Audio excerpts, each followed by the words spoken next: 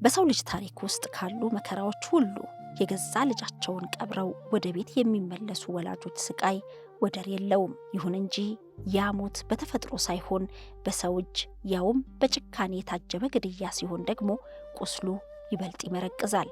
ይባስ ብሎም ያንን ግፍ የፈጸሙ አካላት በሕግ ጥላ ስር ሳይውሉና የፍርድ ውሳኔ ሳይሰጥባቸው ወራት ሲቆጠሩ የወላጆቹ ስቃይ ከሞት በላይ የሆነ መከራ ሆኖ ያርፋል።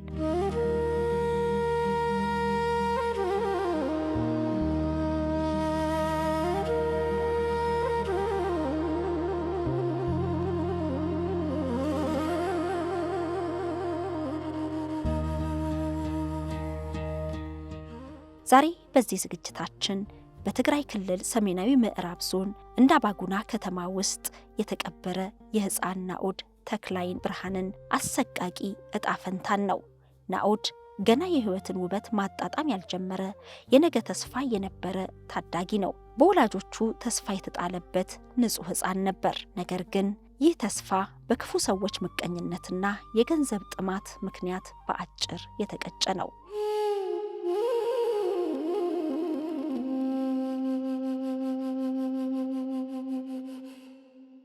የዛሬ 7 ወር ገደማ ሐምሌ 25 ቀን 2017 ዓመተ ምህረት ናኦድ ታፍኖ ተወሰደ። አጋቾቹ ለሕፃኑ ነፃነት የጠየቁት 2 ሚሊዮን ብር ነበር። ገንዘቡ ሳይገኝ ሲቀር ግን ያንን የለመለመ ሕይወት እንደ ወረቀት ቀደዱት። የሕፃኑን አስከሬን በፈሳሽ መተላለፊያ ቱቦ ውስጥ ጣሉት።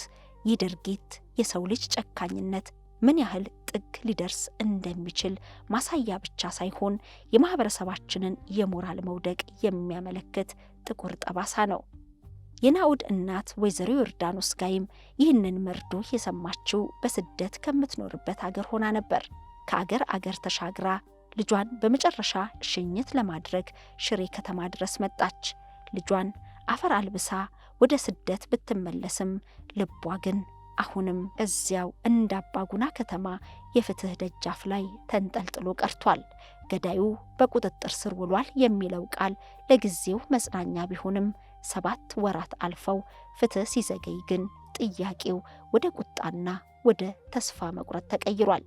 የቅርብ ቤተሰብ ተጠርጣሪ ሆኖ በተያዘበት በዚህ መዝገብ ላይ እስካሁን ለምን የመጨረሻ ውሳኔ አልተሰጠም? የሕግ የበላይነት የት ደረሰ? እናትስ እስከ መቼ ነው በልጇ መቃብር ላይ ቆማ ፍትህ የታለሽ እያለች የምታለቅሰው ስትል ዮርዳኖስ ትጠይቃለች።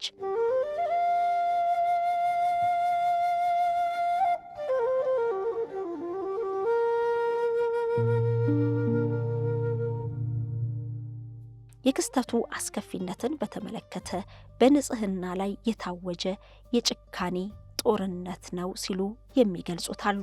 የሕፃን ናኦድ ተክላይ ግድያ ተራ የወንጀል ዜና አይደለም። ይልቁኑም የሰው ልጅ ጭካኔ የታየበት፣ የሞራል እሴቶቻችን የረከሱበትና ሕሊናን እረፍት የሚነሳ ጥቁር ጠባሳ ነው። የአንድ ሕፃን ሕይወት በገንዘብ ሊተመን መሞከሩ ብቻውን አስደንጋጭ በሆነበት ሁኔታ የደረሰበት አሰቃቂ ፍጻሜ ግን ጉዳዩን የሰማን ሁሉ በድን የሚያደርግ ነው።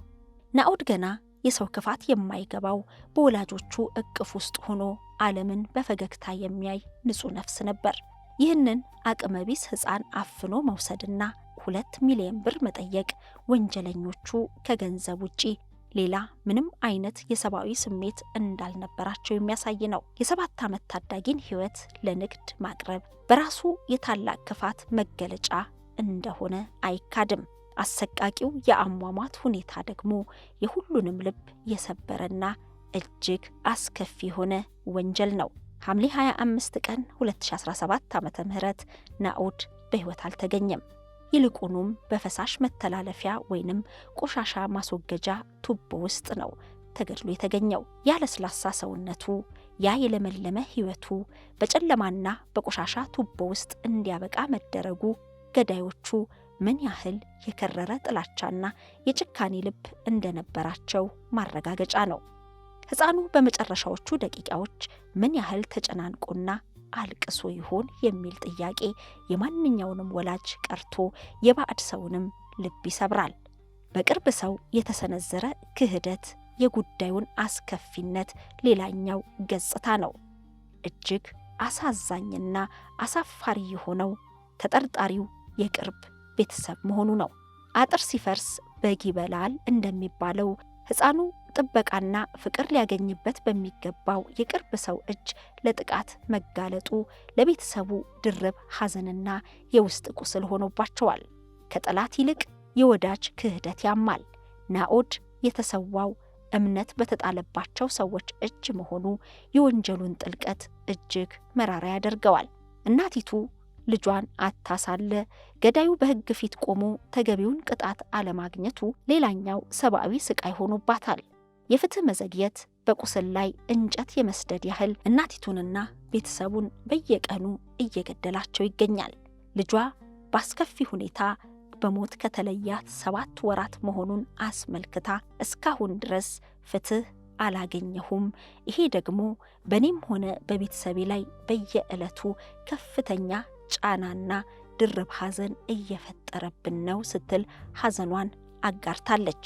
የሕግ ያለ ስትልም ፍትህ አለማግኘቷ ከግድያው ያልተናነሰ ስቃይ ውስጥ እንደከተታትም ገልጻለች። ገዛይ ስለተዓሞ ነዲ እንጀራ ስለተዓሞ ነዲ እንጀራ አነ ከጸገብ ስደት ወጪ ንሱ ገዛይ ኮይኑ ስለዝበልዕ ስለዝድቅስ ክነግረካ ንሱ ከይተርፈ ይወደት ይለኝ። እጅግ ልብ በሚነካ መልኩ በትግርኛ ቋንቋ ፍትህ ስትል በሚዲያ ላይ የቀረበችው የናኦድ እናት በቤተሰቧ ላይ ምን ያህል ጫናና ሐዘን እንደተፈጠረ ትናገራለች። የእናት ህመምና የፍትህ መጓተት በቁስል ላይ እንጨት እንደ መስደድ ያህል ነው። የእናትነት ፍቅር ድንበር የለውም። የእናትነት ሐዘንም እንዲሁ መቋጫ የለውም። የዮርዳኖስ ታሪክ ግን ከማንኛውም እናት ሐዘን የተለየና እጅግ መራር እውነት ነው። ልጇን በሰላም አሳድጋ ለቁም ነገር ለማብቃት በስደት የምትማስን እናት ድንገት የልጇን አሰቃቂ መርዶ በስልክ መስማት ምን ያህል ሰብአዊነትን የሚፈትን መከራ እንደሆነ መገመት አያዳግትም።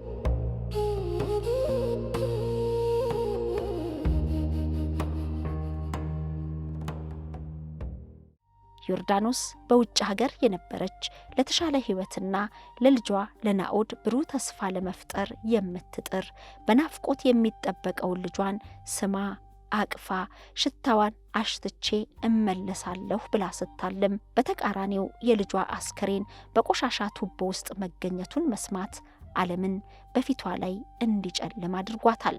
ከሀገር ሀገር ተሻግራ ሽረ ከተማ የደረሰችው ልጇን ልትስመው ሳይሆን አፈር ልታለብሰው መሆኑ ደግሞ አሁንም ደግማ ደጋግማ ሀገር ቤት መሄድን ስታስብ ከፊቷ ድቅን የሚል ጥቁር ቀን ሆኖባታል። ለእናታዊ ልቧም የማይሽር ጠባሳ አሳርፎባታል። ያ የመጨረሻ ስንብት ብቻ ሳይሆን የአንድ እናት ግማሽ አካልን አብሮ የተቀበረበት ጥቁር ቀን ሆኖባታል። የፍትህ መጓተቱ ደግሞ ዳግም የሚፈጸምባት ግድያ ያህል ሆኖባታል። ፍትህ የዘገየ እንደሆነ እንደተከለከለ ይቆጠራል እንደሚባለው ልጇን በሞት ካጣችበት ዕለት ጀምሮ የተቆጠሩት 7 ወራት ለሌላው ሰው ተራ ሊሆን ይችላል። ለናኦድ እናት ግን መራር የሆነ የማይገፋ የመከራ ቀን ሆኖባት ቀን ከሌት እያነባች እንድታሳልፍ አድርጓታል። ልጇን የነጠቁ አካላት በሕግ ፊት አለመቆማቸውን ስታስብ ግድያው በየቀኑ ዳግም የሚፈጸምባት ያህል ይሰማታል። ከሐዘኗ ከመበርታት ይልቅ እንደ አዲስ እያገረሸ ያሰቃያታል። የገዳዩ ማንነት ደግሞ ለእናቲቱ ሌላኛው መርዶ ነው። የልጄ ገዳይ ተብሎ የተያዘው የቅርብ ቤተሰብ ነው ስትል የምታምነውና የምትደግፈው ሰው አለመኖሩን ትገልጻለች። ይህ አይነቱ ክህደት እናቲቱ በማንም ላይ እምነት እንዳይኖራት በሕጉም ላይ ተስፋ እንድትቆርጥ ያደርጋታል። ተጠርጣሪው በቁጥጥር ስር ሆኖ ሳለ 7 ወራት ሙሉ ውሳኔ አለማግኘቱ ለምን የሚል ትልቅ ጥያቄን ጭሮባታል። የናኦድ እናት ያልታበሰ እንባና የተንጠለጠለ ተስፋ ሆኖባታል። ዛሬ ዮርዳኖስ የምትጠይቀው ሰማይ የሚነካ ፍርድ አይደለም። የምትጠይቀው ያለውን ሕግና ፍትህ ብቻ ነው። ልጄን አጣሁት፣ ቢያንስ ፍትህ አትከልክሉኝ የሚለው ጩኸቷ የሁላችንም ጩኸት ሊሆን ይገባል። የእሷ ስቃይ የሚያበቃው የናኦድም ነፍስ የምታርፈው በምድር ላይ የሕግ የበላይነት ሲረጋገጥ ነው።